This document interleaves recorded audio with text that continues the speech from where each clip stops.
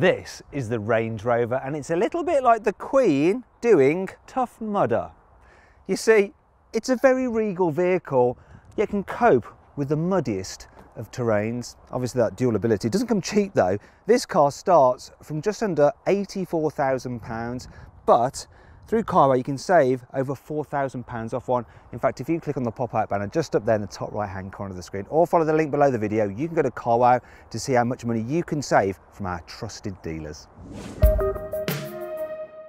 Let's start this review by talking about the Range Rover's design, and this is a car that is instantly recognisable the world over. Now, as you move up the range, it gets a little bit more showy, a little bit more footballers' wives. The actual lower down cars are actually a bit more regal. But this is a status symbol, isn't it? Nothing else looks like a Range Rover. It's certainly got plenty of presence. Inside, it's also instantly recognisable as a Range Rover. The design is starting to feel a little bit dated when you compare it to the latest Mercedes GLS or the BMW X7. But it's so effortless and classy. Everywhere you touch, there's leather. There's leather, leather, leather, leather, even leather up here on the grab handles, and all but the entry-level car has super soft semi-aniline leather for the seats, which is just lovely. Reach all the way down into the door bins, and they're kind of padded on the outside. They have felt on the inside. It's amazing, the quality in this car. Really like it. Shiny window switches. You've got nice controls for the seat, the metallic around the air vents, around the driver's instruments. Really, the only cheap thing I can find in here are these. The paddle shifters for the automatic gearbox. They're just cheap, plasticky nonsense. I like this. You've got frameless rear view mirror, and then even the vanity mirror has soft lighting, just like a Hollywood star's dressing room mirror. Lovely. Now, obviously, this latest version of the Range Rover has Jaguar Land Rover's most up-to-date technology, and that brings me onto this car's equipment list. You get three huge infotainment screens. The one down here is for all the climate controls. The one up here is for your satellite navigation, your normal infotainment functions, and you can use it to control things like the ambient lighting, which you can actually operate over 3 different levels, and there's so many different colours. It's absolutely glorious, darling. And then over here you have the digital driver's display. All cars also get this massive panoramic glass roof. The entry-level Vogue model also gets keyless go and hands-free opening for the tailgate. You just kick like that and it should open. Kick like that and it should open. Kick like that and it should open. I'll just use the button. The normal Vogue model also gets a wonderful Meridian sound system. The next model up is this Vogue SE, and it has soft close for the doors. It also adds an off-road cruise control to the terrain response system. The Vogue SE also gets heating and cooling for the rear seats. The next model up is the Autobiography, and it has 24-way adjustable electric seats rather than the usual 20. Plus they have a massage function. There's also 4-zone climate control instead of the usual 3. And then there's the adaptive cruise control with lane keeping assist, so the car will effectively drive itself on the motorway. Finally, there's the Autobiography long wheelbase, which, as the name suggests, has more space in the back, some special seats here, and a rear entertainment system. Anyway, enough of that nonsense. Back to the review and the infotainment system. All of the car's functions are controlled through these 2 screens, so there's no need for a multitude of ugly buttons. Now, top screen is dedicated to Bluetooth, DAB digital radio and satellite navigation features. The numerous menu icons are quite small though, and there aren't any physical shortcut buttons, so you'll have to take your eyes off the road for some time to make sure you press the right part of the screen. The graphics are very sharp and the colour's bright. Unfortunately, the system is a little bit unresponsive and it lags a little bit when you're pressing things or zooming round a map. It's nowhere near as good as a modern mobile phone. The slightly illogical menu layouts mean it's not particularly easy to input a destination into the satellite navigation. Thankfully, it's much simpler to add a waypoint or swipe across the map to preview your route. Better still, Apple CarPlay and Android Auto are standard, and you may as well just plug in your phone and use Waze or Google Maps for your sat-nav. Now, all your ventilation controls are actually operated down here. You see, what you have to do is first select what you want to do. So if you want the fan, you have to press that, and then you can control it using that rotary dial. But then if you want to adjust the temperature, you have to press that button again, and then that switches over to temperature so you can control it. And it's just one too many button presses. Now let's move on to the widescreen digital driver's display, and it's generally pretty good, and you can move through different functions using these buttons on the steering wheel. And the menus are a touch confusing. Also, I don't think that the graphics are quite as bright or as cool looking as those in an Audi Q7. In fact, if you want to see my full in-depth video review of the Audi Q7, just click up there on the pop-out banner in the top right-hand corner of the screen to watch my video. Now let's move on to connectivity. So under here, you have 2 USB ports and a 12-volt charging socket. You're probably wondering what's underneath here. It is a fridge, which is cooled. Lovely. Also, you have some cup holders there, but they will hold large bottles. You can also hold bigger items like that as well, which is pretty good. And check this out. There's a cutaway for a mobile phone. Look at that. Brilliant. Also, I want to show you this. Just take those out of there, because you can slide this forwards and then you have a secret storage area down there with a charging point for another mobile device. In fact, that is designed to take an iPad. Brilliant. There's more storage here. Look, there's your glove box. And I want to show you this actually while I'm at it. Look at that there. That shows that Land Rover has the Royal Warrant, which isn't surprising because the Royal family do love a Range Rover. There's another little glove box on here though. It is kind of small. And then you've got huge ass door bins. They're absolutely massive. Look, you can fit lots in there. Big bottle there, a bunch of smaller bottles. And then we come to the seating position, which is very, very regal. I love this. The special armrests, and you can adjust the height of them.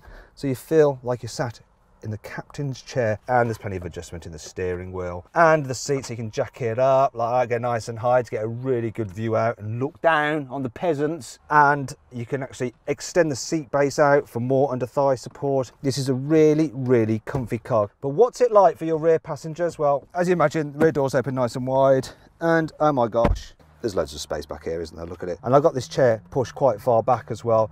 Then you've got all the leather yet again, loads of room. Big door bins down here, once again, they're lined. It's really hard to fault the back of this car. The window ledge is nice and low as well, and the rear windows are huge. You get a good view out, and they go all the way down as well, which is great. My only complaint I'd say is the seats seem quite low, so you almost feel like you're squatting just a little bit. You have a completely flat floor. Huge soft middle seat, so if you need to carry 3 people in this row at once, it's a great car, especially as the body is nice and wide. Really good for long distances. Of course, you can recline these rear seat backs as well, and most people, if you've just got 2 in the back, you're just going to sit there with this armrest, which has 2 posh looking cup holders, a pointless bit of storage there. You're going to keep in that? I don't know. Let me know in the comments below, I guess. And of course, if you need to carry longer items and 2 people either side, you got through loading as well.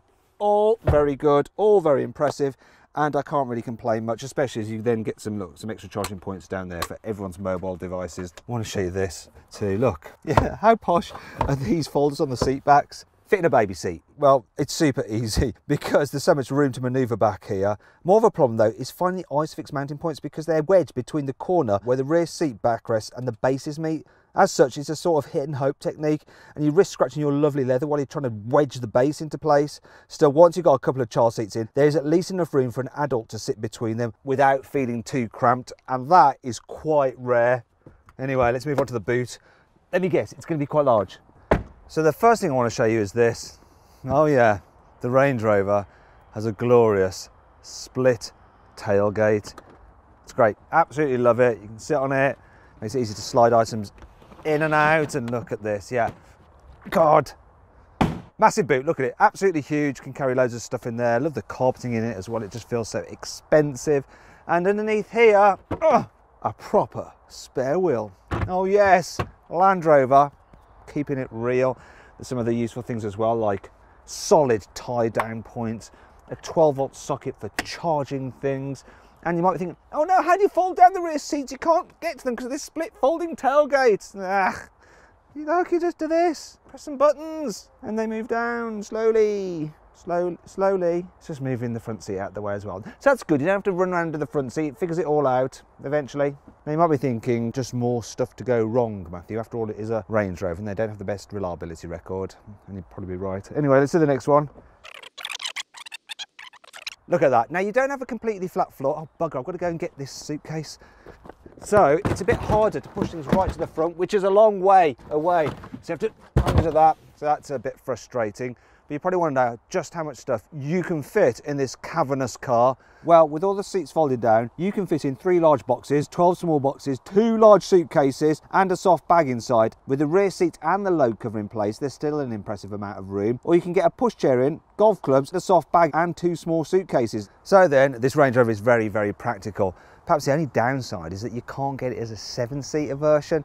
So if you need 7 seats, you might want to check out the BMW X7, and if you click up there on the pop-out banner, you can see my full in-depth video review of that car. Speaking of annoying things about the Range Rover, here's 5 more. You can get a special effect paint called Duotone, but it'll cost £16,000. That's more than you can get a Volkswagen Polo for through carwow.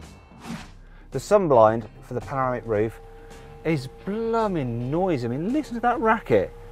Plus, it's very slow, so it just goes on, and I'm getting blinded by the sun. Oh no! Such terrible, terrible first world problems. The glossy metal trim of the air vent reflects really badly in the window, and it catches your peripheral vision while you're driving. You think there's something in your blind spot just about to overtake you in your mirror. When you first turn on the car, it takes ages for the infotainment system to load up. So you're waiting, taking it going, you're waiting some more. You want to program the sat nav, but you can't yet. You're late. You really need to get going now, come on. There we are, finally. If you want to remove the load cover, you first have to move the seats forward to free it up, and then kind of concertina it like that, and then really tug at it. God, it's so stiff, and it's very heavy as well, and you've got to be careful when you're manoeuvring it because it can fold over on your fingers and crush them, and there's nowhere specific to leave it in the car, so you have to just leave it there. It takes up quite a lot of space. So frustrating. Don't worry, there's still plenty to like about this car. Here's the carwow 5 core features. The car's standard fit air suspension will automatically lower when the car's parked, so it's much easier for your passengers and your old dog to jump inside. Woof. When you turn the car on, the gear selector majestically rises up out of the centre console. Ooh. Rear passengers can control either their window, the other person's window, or both simultaneous by using this toggle switch here. It's really good, so yes. Bye now. The infotainment system has a chauffeur mode, which allows me to put the passenger seat away to free up loads of room so that my VIP in the back, which is cameraman Jack, has a lot of room to stretch out in. That is a lot of room. In fact, I could probably get back there with him as well. Isn't that lovely? All right, Jack, I'm coming through. You not only have one sun blind, but if the sun's coming from all directions, because you're on a foreign planet with multiple suns, you have 2 blinds. Look at that, so you can remain nicely shaded. Simple, but I like it. Right, and now it's time to talk about engines. So you can get the Range Rover with 2 choices of diesel engine. There's a 3-litre V6 with 275 horsepower, or a 4.4-litre V8 with 340 horsepower. They both do 0 to 60 in around 7.5 seconds.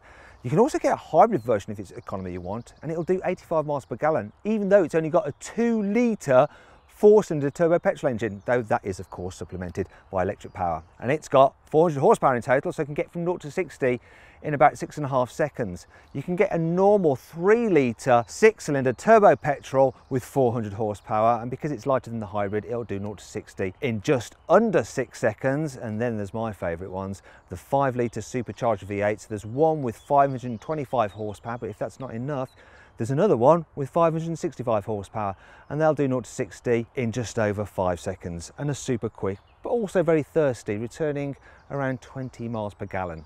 Now, all Range Rovers come with an automatic gearbox as standard, and of course all-wheel drive. Now, this particular car is the SD V6 Vogue, so it should cost around £90,000, but I plugged the details into carwow, and I've got an offer back for just under £87,000, so about £3,500 savings. So if you want to see how much you can save on a new car and to try our configurator, a bit of fun anyway, click on the pop-out banner just up there to go to carwow. One of the great things about this car is the forward visibility. You just get a great view out, and then there's that big bonnet which just, it's like you're driving a tank, but in a good way. It feels solid and secure. The suspension as well is really quite floaty. Over speed humps, it just smashes them back into the ground. Occasionally though, potholes do catch it out and you get a sudden like surprising jolt. Now, there is the issue of the turning circle. It's a big old vehicle, but it's actually better than something like a BMW X7. Though the X7 you can get with rear wheel steering, which makes it more manoeuvrable than the Range Rover, which you can't get rear wheel steering with. The controls themselves, the steering super light. The brakes, they're good too, not too grabby, and they do haul this big thing up. What's not so great though is the automatic gearbox. So you're at a junction waiting to pull out, you see a gap, put your foot down and here we go, we're off now. It's not the most responsive, but really the biggest issue when driving in town is finding a parking space big enough to accommodate this massive SUV. So there's a parking space there. Let's see how easy it is to park. Thankfully, the rearward visibility on this thing is absolutely brilliant.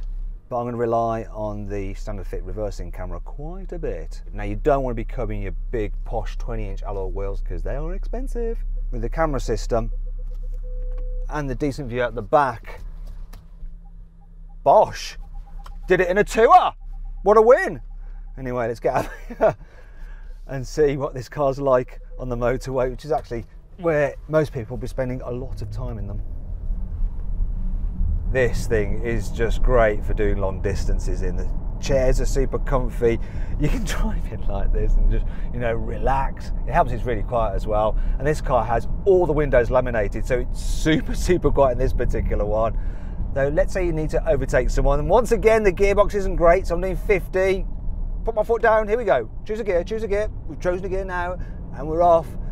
So that's 70, which is okay performance-wise, but this is the slowest engine. The V8 diesel is punchier, and the petrol is punchier. But the economy on this one, I'm doing 30 miles per gallon, which isn't amazing, but considering the size of this car, I am quite impressed. Finally then, twisty road time. How is this Ranger going to cope? One of the things about this car is the steering is quite slow and the car leans quite a bit, and if you go too fast, it's soon like lolloping around and the stability control is kicking in and slowing everything down and going, what the heck are you trying to do? I'm a big Range Rover, I'm not meant for this. It's fine if you just want to take it steady, but if you want to get a move on, yeah, something like a Bentley Bentayga will kick this thing's ass on a twisty road. In fact, if you want to see my full in-depth video review of the Bentley, just click up there on the pop-out banner or follow the link below the video. Now, you're probably thinking, well, what are you doing hooning a Rangy around a twisty road? This thing is supposed to be taken off-road. I want to see some off-roading. Well, do you know what? Most people who buy these things don't take them off-road, and so I'm not going to do that either, because the off-roading I've got here to test it on is pointless. I could do it in a normal hatchback. So instead, I'm going to give you a quick montage of some serious off-roading in the Range Rover. There you go, that's all you get in. But yeah, this car is better off-road than other SUVs.